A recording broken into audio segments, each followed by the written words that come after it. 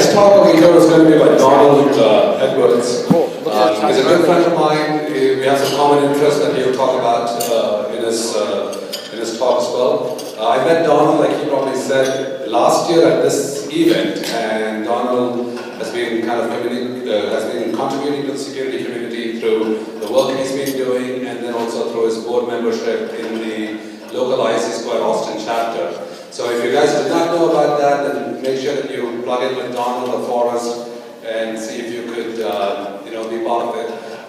One of the things that I was telling them is that make sure you cross-pollinate that across with ISSA and OWASP and Platformers and other organizations, just because this is one community, but we have different mechanisms by which we can reach different demographic of people. So, yes, sir. I just want to add to, there are some of us from San Antonio. Oh, okay. And there's an IC Square chapter too, it's fairly new.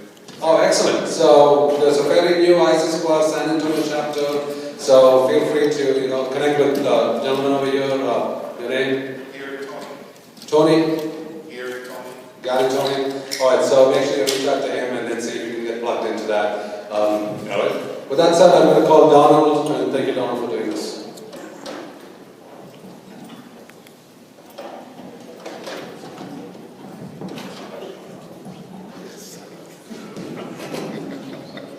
Every time I put on one of these wireless mics, it takes me back to high school theater. So if I break into Pirates of Penzance, forgive me. Okay, so as Mom said, my name is Don Edwards. I'm a 17-year IT professional. And I say that at the beginning here because, first of all, can everybody hear me? Yes, okay. I say I'm an IT professional as opposed to a security professional because I always thought security was part of IT to begin with. So I kind of got into security as an afterthought because it was always just part of what I did. So 17 years in IT, various different industries, including like power, financial services, health services, et cetera, et cetera. Not that straight interesting. However, what I like to do, one of the thought exercises that I like to follow is I like to look at trends. Okay, this can be industry trends, this can be social trends.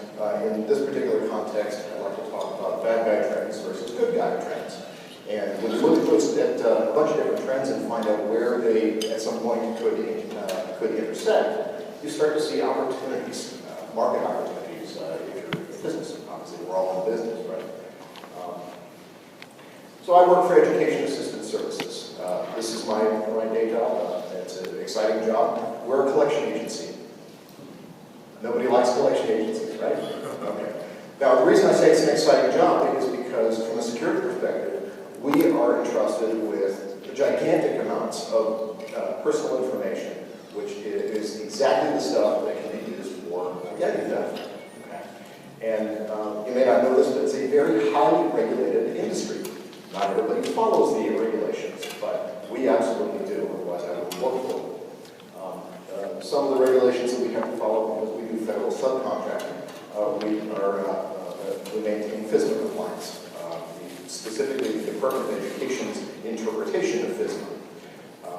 In addition, obviously, corrective supplies that everyone has to follow. We're certified against ISO 27002, PCI data security standard. We are actually certified against that, meaning that we have the auditors come in, even though we don't come anywhere close to meeting the requirements or we were forced to. We also have to follow HIPAA because there's some new rules in this, by the way, that kind of bring a lot of companies that didn't used to be covered by HIPAA under the envelope of, or rather umbrella of HIPAA. But we also get a lot of information about people's personal disabilities and that sort of thing. Also, there's the collection agency regulations. All of these regulations up here have security and privacy built into them, different aspects. Now, the good news is that they don't directly conflict with one another. The bad news is they don't exactly agree either. So it's kind of a dance between which, for any given area of security, which different standard are we going to try to follow. And so typically, like one of our previous speakers said, typically what we try to do is secure things and then worry about the compliance aspect of it. I also am a member of the board of directors of ISC Square's Austin chapter, Directory of Technology Services, which at this point means I built a website. It's not done yet. so I haven't fulfilled that yet. Now, in addition, part of what I do during the day is I write on a blog. It's Panic at Your Data Center. And my motto on that is, if the state of information security doesn't scare you, you must not be paying attention, because the world is a scary place when it comes to security. Part of what I'm going to be talking about here is a threat that very few people within the software development lifecycle seem to be paying attention to. This is the insider threat. In the networking world, I've got a background in networking and development and all sorts of things. In the networking world, everybody's worried about dead-man switches, and everybody's worried about putting network administrators putting backdoors into the systems. Well, this is a problem in software development too. So in the evenings, these are my 3 kids. I'm a proud father, and I try to be as devoted to them as I possibly can. Obviously, I see the evenings a lot. But one of the days I was working late, I had some time while I was waiting for a process to run where I got to thinking about the trends, right? And I noticed that my children are growing up. This is an older picture. My oldest one is now 12, and at some point in the fairly near future, she's going to be dating. And eventually all of my kids hopefully will be dating. It's a good thing. And so like any security professional, I analyze things in a security threat sort of thing, or do a risk analysis of it. And it occurred to me that their growing up is going to result in boyfriends and girlfriends, and I can kind of view those as an overprotective father as an advanced persistent threat. And so my natural reaction is to figure out a way to mitigate that threat. And so I found myself a Kung Fu master to teach me Kung Fu. And this is my master here on the left, Master Duncan. And you may recognize this guy here. That is one of Paul's grandmaster and also my grandmaster from the same school. We didn't realize that until we met last year that we were in the same school. And so the entire purpose of my getting a black belt, I am a black belt, in fact I'm almost all the way to 2nd degree black belt, is so that when my kids' prospective dates show up, I can wave that thing around and I'm like, all right. Okay, so I'm going to tell you a little story to introduce the problem that we're trying to solve here. Okay, this is my friend, Mr. Anderson. Okay, his name is obviously changed to protect his relative innocence. So Mr. Anderson here, he's a good programmer, a much better programmer than I ever was. He writes efficient code, he writes good code. In fact, he has a very difficult time making it any more efficient because he does such a good time ahead of time. So he has a problem. He's got a overbearing boss. His boss does not believe that anybody can write code that can't be improved. I do agree, but that's not how Mr. Anderson solved the situation. So Mr. Anderson got frustrated with this because he kept getting hit with bad audits, bad performance reviews. And so he came up with an interesting solution, and he filled his code with busy wait loops so that he could then take them out later on when his boss told him to make it faster. And this was fine. This worked great. Everybody was happy for the longest time, until one day they had an emergency build, and the build master swooped in, picked up his code, which still had busy wait loops in it, and deployed it into production. Bad things ensued. So my point in bringing that up is that for whatever reason, it's entirely possible for developers to have their personal imprint, as somebody said earlier, on a piece of software or a service. And usually that's caught during the forward traceability process. So in your software development lifecycle, you have your peer review, where the code is reviewed and anything that's next to it is cut out, right? So the whole point of forward traceability, now understand I approach things from an audit perspective, or at least complying with audits. So the whole point of forward traceability is to establish that the design requirements end up in code. It's fairly straightforward, right? So in forward traceability, the purpose is to improve the software quality. Okay. That's fairly obvious because it tries to cut out all the bad stuff and tries to cut out the accidental errors. In addition, it has the benefit of assisting in future change management. Right? So if you know how much it took to implement a piece of a future business requirement, you should have some idea of how long it's going to take to modify that at some point. And then from an audit perspective, the whole point is to government steps were followed. Okay, so make sure that you actually have documentation, you follow your software development lifecycle. These are important things. Now, reverse traceability, by the way, if you're not familiar with that term, it's because very few shops actually do it. And it was referred to earlier, but not in those terms by one of the other speakers. By the way, that's one of the challenges that we face in a later time slot, because every previous speaker has made at least one of the points that I'm trying to make. So reverse traceability, the object is to map all the source code to the designs that were originally defined, originally resulted in that source code. Obviously, you're trying to prevent features and modifications from being introduced without proper authorization. This is your Easter eggs. And you're trying to assist, again, in future change management. Because if you know that you need to modify a single piece of code, you can track back and figure out which business functions are going to be modified or possibly affected so that you know how to target your QA. It's good efficiency. Yes. There we go. So, different types of extra features that might show up in your code. You have your transparent code changes. I'm sure we've all run into this, where somebody decides to go in and modify the code, or refactor it, or clean it up, or something that's supposed to be transparent, right? And ends up accidentally commenting on a really good piece of code that's required. Another one is writing new versions of libraries. And then there's your Easter eggs. Mono mentioned the Excel 97 Easter egg back in the flight simulator. I remember that. I don't know if anybody else does. But then you have your backdoors and your intentional security goals. Okay? Now, I realize that's an interesting way of thinking about it. Okay? So, the quality issues, the result of your transparent code changes is quality issues. Okay? It can be kind of embarrassing if part of your functionality breaks because it shows you didn't follow your testing process. Easter eggs, that's embarrassing to your company because, or your product, because you're not controlling what actually ends up in production. Okay? Now, if you end up with backdoors and intentional security goals, that's the death of the reputation of your product. Okay? It's very, very difficult to recover from that because it proves proof positive that you are not paying attention. Okay? Now, when I was talking with my wife about the concept behind all of this, she accused me of getting a little bit paranoid. This was taken by a coworker of mine just the other day. In fact, yes, it's a stage shot, but the scary thing is the only thing I actually had to purchase for it was the red string. So it sounds a little paranoid to worry about intentional backdoors in these products, right? Because your software developers, they have a vested interest in making sure your product is good. Their paycheck depends on it. Well, as it turns out, there are other motivating factors that may be involved here. Okay?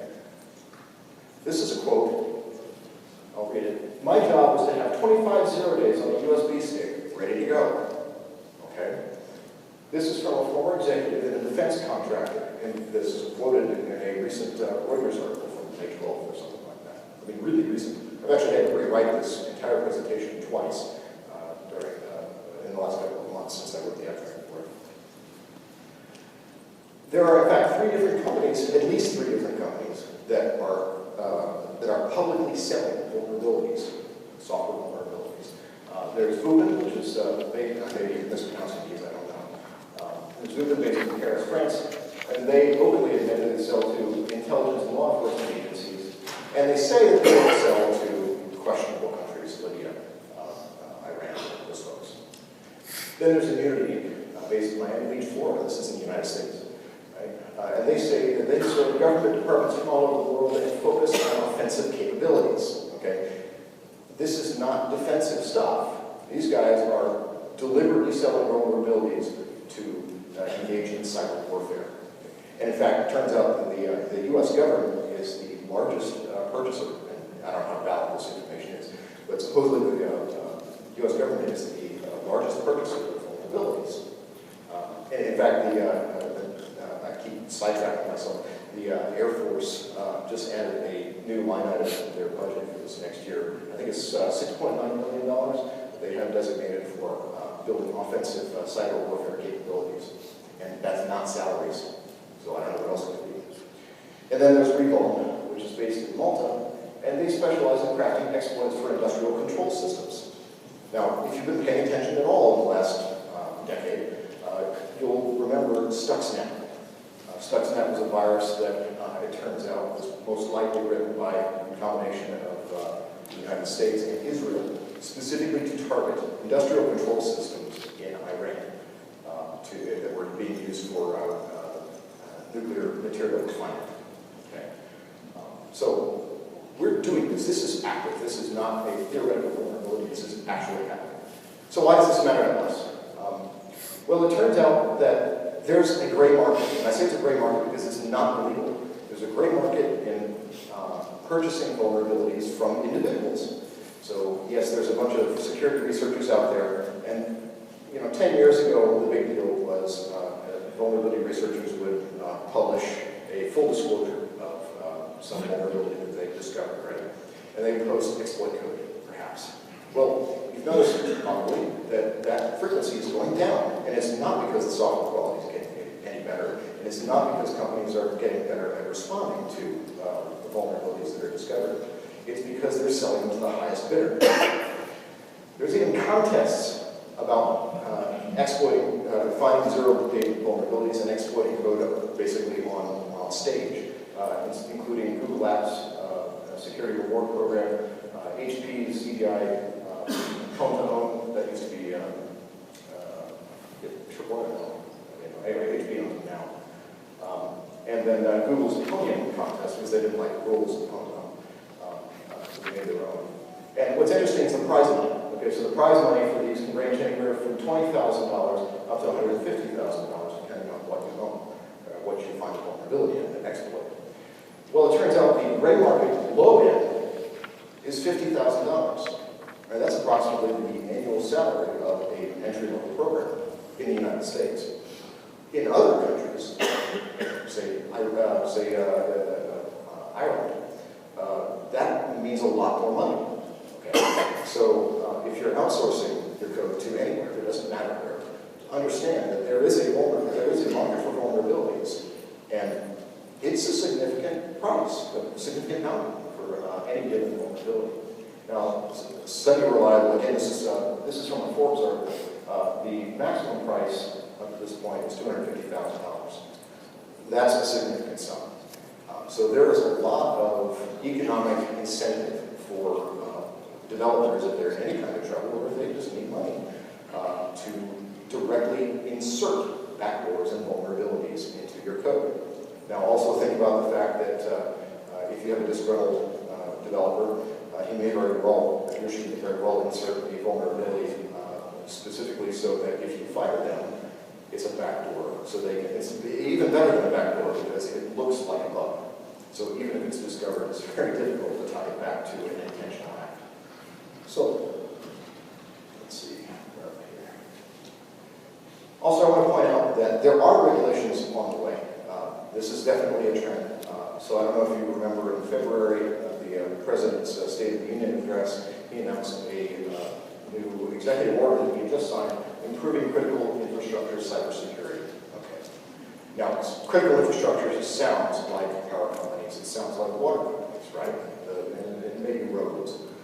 Well, in fact, it does not define what industries it's talking about as critical, but the Associated Presidential Policy Directive, APD 21, if you're interested, does in fact define what those industries are, and this is them. There are 16 of them, including information technology. That's a big space. In fact, if you take all of this, it's really difficult to find anything that doesn't fit. So at the moment, this cybersecurity framework is in development. NIST and the Department of Homeland Security are building the cybersecurity framework.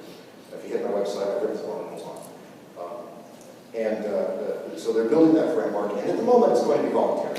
But at some point, and most likely through requiring federal contractors to adhere to it, at some point we're all going to have to be hit with regulations from the federal government on making sure that our software is secure. So with that said, let's go to the software life cycle. Okay. So here's your forward traceability. Everything begins with business requirements. Now, when you look at the different actors involved here, think about how they could sabotage this process. Okay, because they're thinking about it. You have to assume they're thinking about it. This is an internal advanced persistent threat, is what you're worried about. And worse, they know the process that you're going through, so they know when controls are in place. So it's easier for them to go around. Okay. So looking at your first step, your business requirements, and your SDLC may vary. Mine is a test-driven development methodology. So your business requirements get turned into functional requirements by your functional analyst. Okay. Functional analyst then hands those over to the application architect who builds the functional design. Now, all of these things are documents, and as you're building these documents, you should, for reverse traceability purposes, you should be cryptographically signing them when they are finalized. So the whole practice of leaving a document in draft form until it actually hits production, you've got to stop that. It's not going to work anymore. So your functional designs end up going to your QA people. They build test plans to test that functionality. And that can include functionality testing, it can include regression testing, whatever testing cases you have. So your QA analyst then hands those test plans over to the programmer. The programmer builds the source code. They freeze and sign their source code. That's very important. They freeze and sign. And I'm not talking about in the source control product. We'll get to that one later. So they need to freeze and sign that code and the individual code modules. And they need to they hand it off to the programmer for peer review. Now, at this point, I want to point out that this peer review cannot be just checking the grammar in the comments. Okay? This has to be actually examining the code, and it can't be done by a junior programmer who doesn't really understand security. So part of the double-edged sword that we have with security training from programmers is you can teach somebody how to avoid implementing accidental vulnerabilities, but at the same time, that usually turn around and uses a playbook for deliberately creating vulnerabilities that are hard to find. Okay. Case in point, this is a snippet of source code that was an attacker tried to insert into the Linux kernel. Okay. And this is from the system wait function. This is back in 2004. You may have heard about this. They did it by hacking the source code, the source control application, and they inserted it directly. So this includes a security vulnerability. Can anybody see where the backdoor is? That's right. UID equals 0. Okay. In C, this is written in C, or C++. C. In C, comparison is with 2 equals. That's an assignment operator, and it will always return true because it's always going to assign. So the effect of this is by a user space program calling system wait with particular flags, they become root. They take over the system. Okay.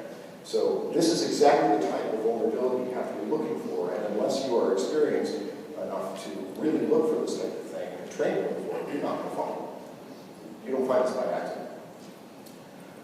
So, back to our process. The programmer then hands the end result over to the quality assurance tester. The quality assurance tester then goes through and tests it. Okay.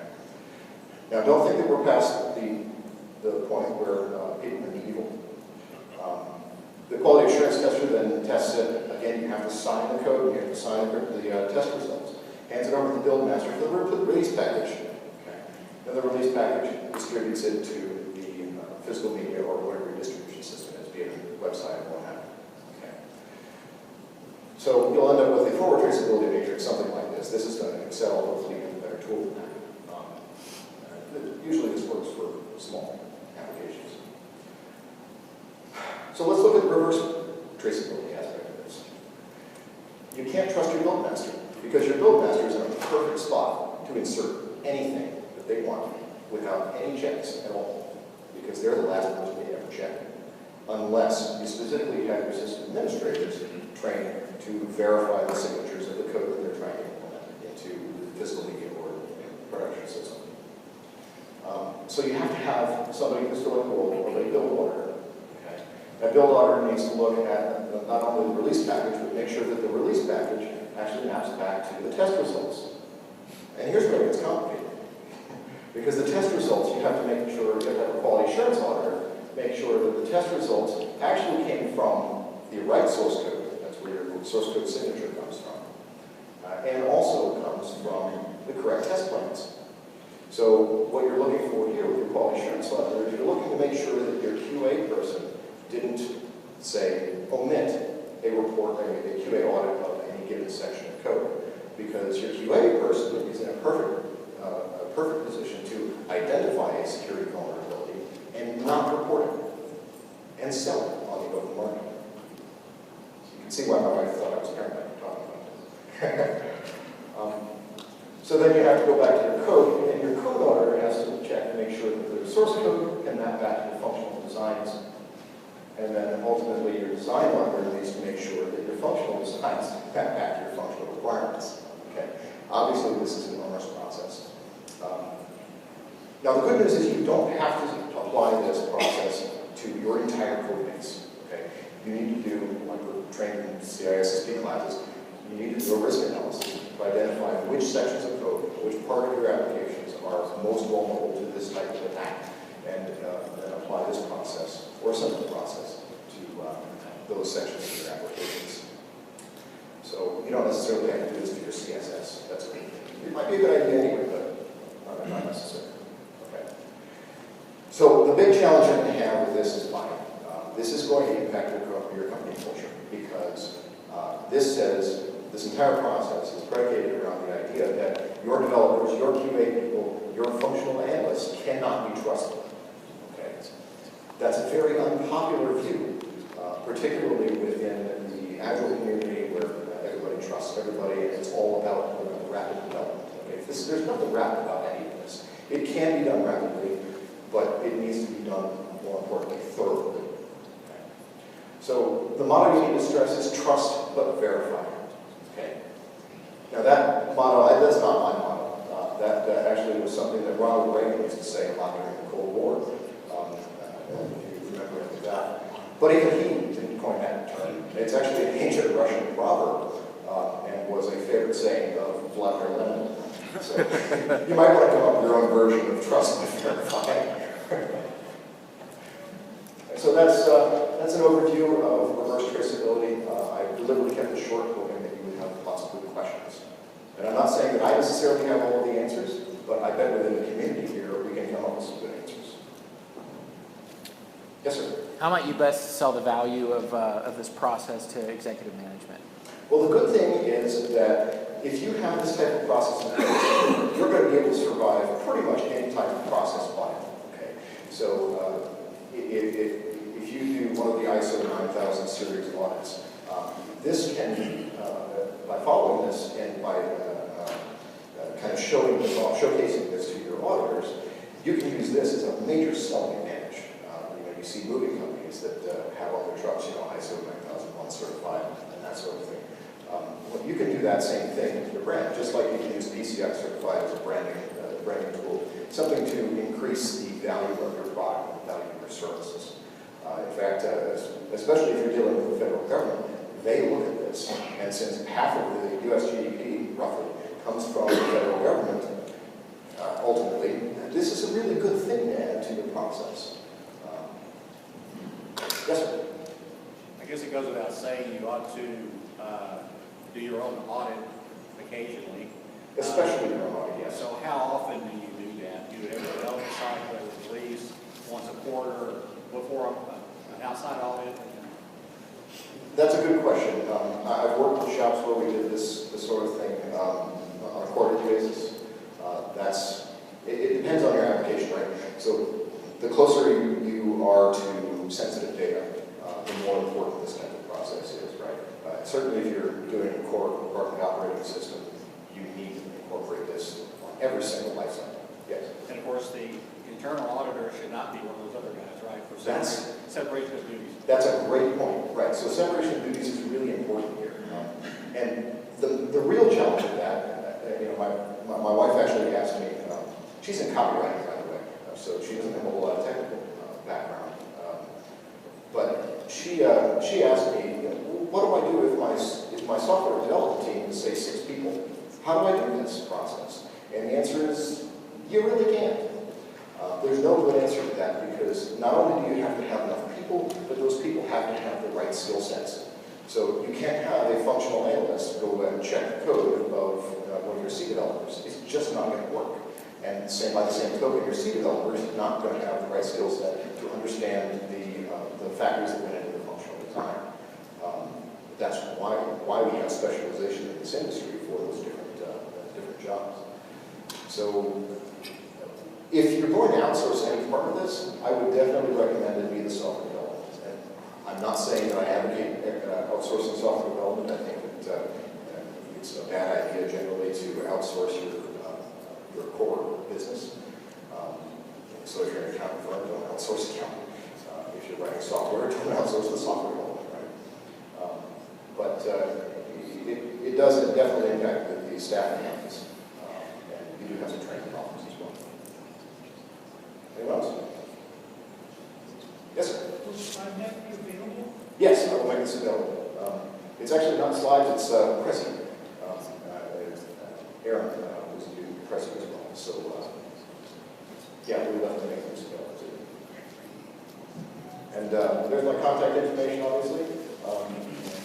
You can get a blog Tag in the Data Center at tmedwardscomputer.org. I'm a member of IEEE Computer Society. And you can find me on LinkedIn and Twitter. Twitter, I don't have separate professional IDs and personal IDs, so you'll see more pictures of my children.